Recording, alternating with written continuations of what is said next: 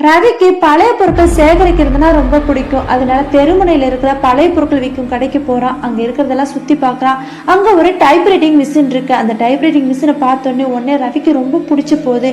என்னன்னே தெரியல. அதுக்கு எவ்வளவு விலை வேணாலும் கொடுக்கலாம் அப்படிங்கிற மாதிரி முன் வர்றான். கடைக்காரன்ட்ட கேட்கிறாரு, எப்பா இது என்ன விலை இருக்கும் அப்படின்னு கேட்கிறாங்க. இதுக்கு 5000 ரூபாய் வேணும் அப்படின்னு கடைக்காரர் சொல்றாரு.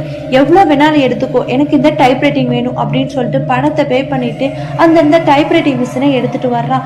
எல்லாரும் அதுதான் வீட்டுக்கு எடுத்துட்டு வந்தானே அந்த மிஷினே பார்த்துட்டு இருப்போம் இல்லையா. புதுசா ஒண்ணு வீட்டுக்கு வந்திருக்கு, அதையே பார்த்துட்டு இருக்கான். எல்லா டைப்ரைட்டிங் மிஷின் எல்லாம் கிளீன் பண்ணி வைக்கிறான். கிளீன் பண்ணி வச்சோன்னே இது ஒர்க் ஆகுதா இல்லையான்னு தெரிஞ்சுக்கிறதுக்காண்டி ஒரு பேப்பரை எடுத்து சொருகி டைப் பண்ண ஆரம்பிக்கலாம் அப்படின்னு சொருக ஆரம்பிக்கிறான். ஆனா அதுக்கு முன்னாடி அந்த டைப்ரைட்டிங் மிஷின் ஆட்டோமேட்டிக்காவே டைப் பண்ண ஆரம்பிக்குது. அதுல எப்படி டைப் பண்ணுது அப்படின்னா, அம்மா எனக்கு ரொம்ப பயமா இருக்கு, நான் ரயில்வே ஸ்டேஷன்ல தனியா உட்கார்ந்துருக்கேன், எனக்கு ஏதோ பயமா இருக்குமா அப்படிங்கிற மாதிரி டைப் பண்ண ஆரம்பிக்குது. என்ன இது டைப்ரைட்டிங் மிஷின் ஆட்டோமேட்டிக்காவே டைப் பண்ணுதே அப்படின்னு சொல்லிட்டு ரவிக்கு கொஞ்சம் பயமாகுது. ஆனா கொஞ்சம் தைரியத்தை வரவழைச்சிட்டு இந்த டைப்ரைட்டிங் மிஷின்குள்ள ஏதோ ஆத்மா இருக்கு, அது ஏதோ நம்மளை உதவியை தேடி வருது அப்படின்னு நினைச்சிட்டு உடனே அந்த டைப்ரைட்டிங் மிஷின்கிட்ட போய் சொல்ல ஆரம்பிக்கிறான். உங்களுக்கு என்ன வேணும், என்ன தேவைன்னு சொல்லுங்க, கண்டிப்பா நான் உங்களுக்கு உதவுறேன் அப்படின்னு சொல்லிட்டு டைப்ரைட்டிங் மிஷின்கிட்ட ரவி சொல்ல ஆரம்பிக்கிறான். உடனே டைப்ரைட்டிங் மிஷின் அதுல இருக்கிறது எல்லாத்தையும் டைப் பண்ண ஆரம்பிக்குது. என்னோட பேர் லதா, நான் சரவணை அப்படிங்கிற ஒருத்தரை 3 மாசமா காதலிச்சுட்டு வந்தேன். எங்க வீட்டுல காதல் தெரிஞ்சதுக்கு அப்புறம் கல்யாணம் பண்ண ஆரம்பிக்கிறாங்க மாமன் பையனுக்கு. எனக்கு மாமன் பையனை சுத்தமாவே பிடிக்காது.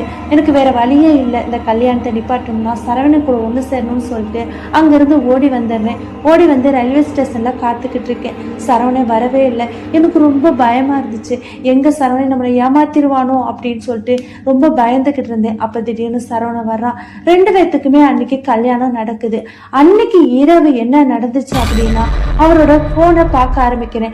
அதுல சரவணன் கூட இன்னொரு பொண்ணு இருக்கு, அதுல ஒரு குழந்தை இருக்கு. யார் இந்த குழந்தை அப்படின்னு நினைச்சு பார்த்துக்கிட்டு இருக்க நேரத்துல ஒரு போன் கால் வருது.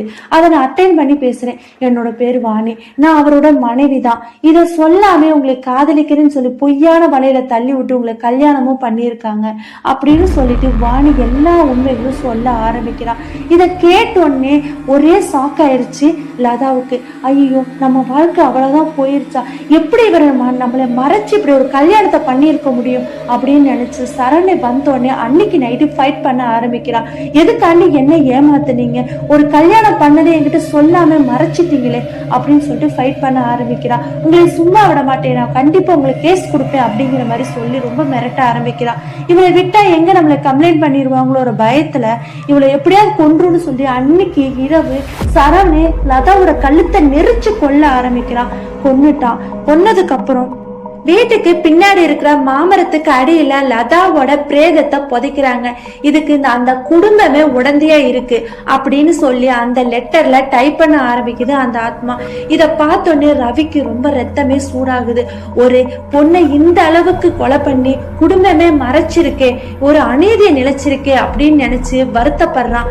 உடனே இந்த தகவலை வெளியில சொல்லணுங்கிறதுக்காண்டி அப்படியே போலீஸ் ஸ்டேஷனுக்கு தகவலை கொடுக்குறான். போலீஸாரும் அங்க வர்றாங்க. மாமரத்து மர அடியில எல்லாத்தையும் நோண்ட ஆரம்பிக்கிறாங்க. அங்க இருக்கிற லதாவோட பிரேதத்தை வெளியில எடுக்கிறாங்க. அதை பிரேத பரிசோதனைக்கு அனுப்புறாங்க. அங்க போனோன்னு உண்மையாலுமே கழுத்தை நெரிச்சுதான் கொல்லப்பட்டிருக்குங்கிற ரிப்போர்ட் வெளியில வருது.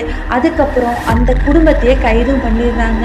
அதை சரவணை ஒத்துக்கிறான். ஆமா நான் தான் கொலை பண்ணேன், இப்படிதான் ஏமாத்தி கொலை பண்ணேன் அப்படிங்கிறதையும் அவன் ஒத்துக்கிறான். சரவணனை கைது பண்ணிடுறாங்க. அந்த கொலைக்கு உடந்தையா இருந்ததுனால அவங்க குடும்பத்துல இருக்கிறவங்களையும் கைது பண்ணிடுறாங்க. லதாவோட பிரேதத்தை அவங்க அம்மா கிட்ட ஒப்படைக்கப்படுது. எல்லாரும் அன்னைய நாள் வருத்தமான நாளாவே முடியுது. ஒரு 3 மாச காதலுக்காண்டி தன் குடும்பத்தையே தூக்கி எறிஞ்சிட்டு போனதுனால எந்த மாதிரியான நிகழ்வுகள் நிகழும் அப்படிங்கிறதுக்கு இந்த கதையே சாட்சி. ஓகே ஃப்ரெண்ட்ஸ், இந்த கதை உங்களுக்கு பிடிச்சிருக்கு நான் நம்புறேன். மறக்காம லைக் பண்ணி சப்ஸ்கிரைப் பண்ணுங்க. அடுத்த வீடியோவில் உங்களை நான் சந்திக்கிறேன்.